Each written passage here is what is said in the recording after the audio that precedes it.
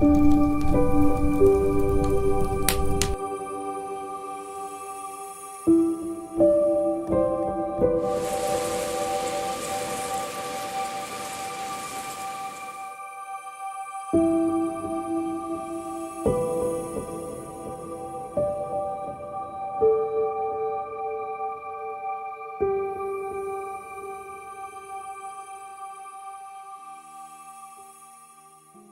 les amis, bienvenue dans cette nouvelle vidéo. Je suis très contente de vous retrouver pour une vidéo témoignage. Ça faisait un petit moment maintenant qu'on ne s'était pas revu pour ça. J'ai fait une vidéo au tout début de ma chaîne YouTube sur les relations sexuelles hors mariage. Et j'ai fait une autre vidéo il n'y a pas longtemps sur la masturbation. Mais j'ai jamais vraiment témoigné du processus qui a été le mien pour arrêter totalement l'impudicité, pour cesser totalement ces choses. Donc il faut savoir que, comme je le dis assez régulièrement, j'ai arrêté les relations sexuelles à proprement dit en 2016. Je parle de relations sexuelles avec pénétration, mais ça a été un long processus pour arrêter toute forme d'impudicité, que ça soit personnel ou voilà les préliminaires, les moments où la température monte, les choses où elles sont un petit peu mitigées, où c'est pas très clair finalement. Je me rappelle de ces fois où après être tombée dans l'impudicité, après avoir fait des préliminaires, j'avais toujours ma conscience qui me disait non, tu peux pas aller plus loin, c'est pas possible, là c'est déjà tellement énorme, c'est déjà tellement grand ce qui est en train de se passer, Noémie, stop. Je me souviens de toutes ces fois où j'étais rongée par la culpabilité, par la tristesse, le fait d'avoir à nouveau déçu le Seigneur, en me disant toutes sortes de choses. Comment as-tu pu encore tomber? Comment n'as-tu pas pu tenir une promesse que tu t'étais faite, un engagement que tu avais pris?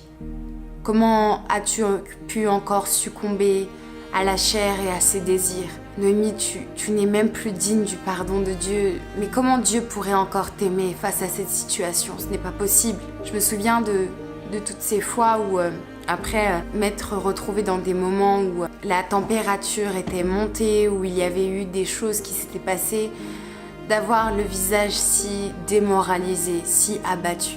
Mon âme était abattue de ce que j'avais fait. J'étais tellement attristée d'avoir déçu encore le Seigneur. Une fois après être tombée, je suis allée dans la salle de bain et j'avais les larmes qui coulaient toute seule, parce que j'étais tellement triste. Et j'ouvre ma Bible et je tombe sur Romains 7 au verset 14 à 25. Si vous êtes dans le cas que je suis en train de décrire dans cette vidéo, s'il vous plaît, mettez pause à la vidéo et allez lire ce chapitre, Romains 7, 14 à 25.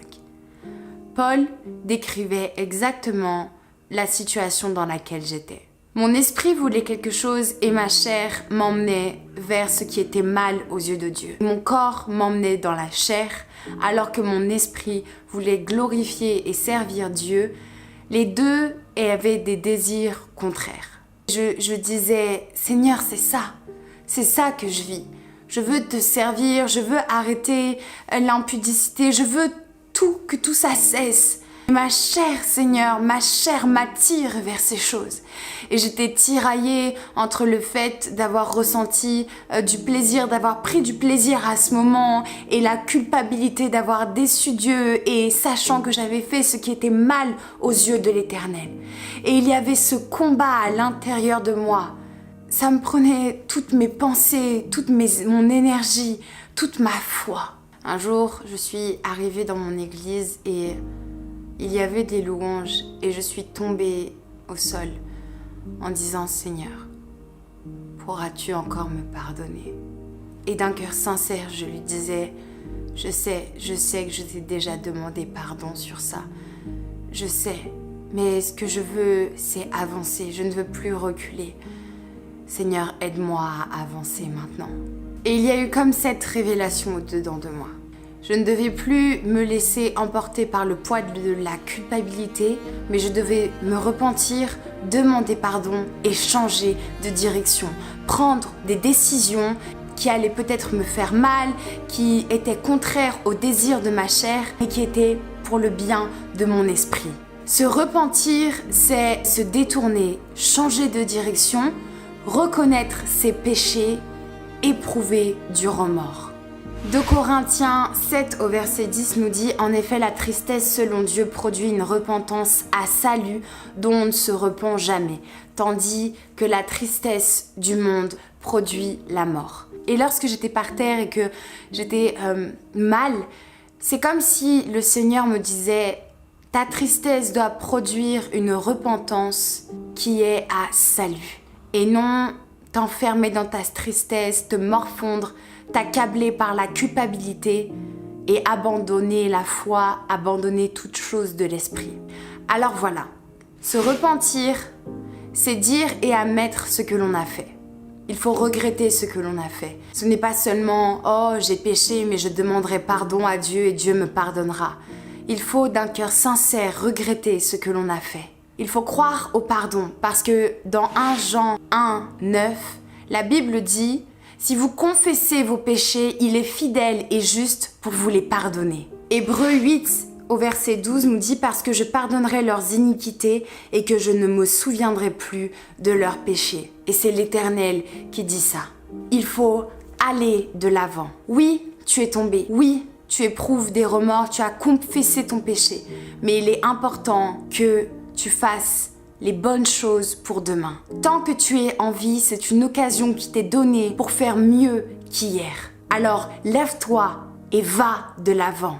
Comme je disais précédemment, il est important de mettre des stratégies en place. Nous ne pouvons pas demander indéfiniment pardon et retomber dans les mêmes pièges encore et encore. Et ces stratégies nécessitent de se priver de certaines choses, de se priver d'être dans une intimité avec un homme ou avec une femme, d'être tous les deux tout seuls, de se priver de certains baisers, de certains attouchements, de certaines caresses qui pourraient provoquer des choses. Éviter peut-être certains sujets de conversation. Peu importe, demandez au Seigneur la stratégie à adopter pour que l'impudicité ne règne plus dans votre vie. Que ça soit au travers des relations sexuelles, au travers de la masturbation, au travers de la pornographie.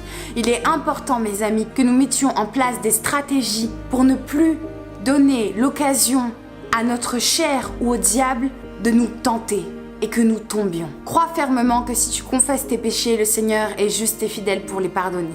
Mais relève-toi également après cela. Relève ta tête. Mets en place des stratégies pour ne pas retomber et avance. Si tu continues à faire les mêmes choses, tu retomberas. Je n'ai jamais vu personne qui, lorsqu'il est tenté, met la tentation devant son nez et ne tombe pas. La Bible dit que celui qui se croit debout prenne garde à ne pas tomber. La chair est faible, mais l'esprit est bien disposé. C'est ce que Jésus dira. Alléluia. Je sais la culpabilité et la tristesse que l'on peut ressentir. Mais je sais également la force qui peut venir du Seigneur et le courage qui peut être le nôtre d'agir. Agir pour ne plus retomber. Agir pour être convaincu du péché. Agir pour fuir l'impudicité. Parce que nous servons un Dieu saint. Et il est temps, mes amis, que nous soyons des sanctifiés par le Seigneur. Oui, peut-être que le monde vous prêche des choses. Peut-être que le monde vous dit que c'est bien. Vous apprenez à vous connaître. Vous apprenez à connaître votre corps, votre partenaire. Mais nous connaissons la parole de Dieu. Et la parole de Dieu nous dit que ces choses sont des choses désordonnées. Je vous encourage de tout mon cœur, de tout mon être. Relevez-vous et changez de direction. Repentez-vous d'un cœur sincère et croyez fermement au pardon du Seigneur, car sa main n'est pas trop courte pour nous sauver. Et le désir de Dieu, dans son amour, c'est que chacun d'entre nous puissions être sauvés. Dieu prend des hommes et des femmes imparfaits et il les rend parfaits en lui. C'est une décision que de suivre le Seigneur. Et cela impliquera nécessairement des sacrifices. Mais sachez que concernant la sexualité, le mariage vous offrira de nombreuses perspectives et un foyer qui jouira du Seigneur. La sexualité n'est pas un sujet tabou. Le Seigneur l'a simplement créé dans un cadre.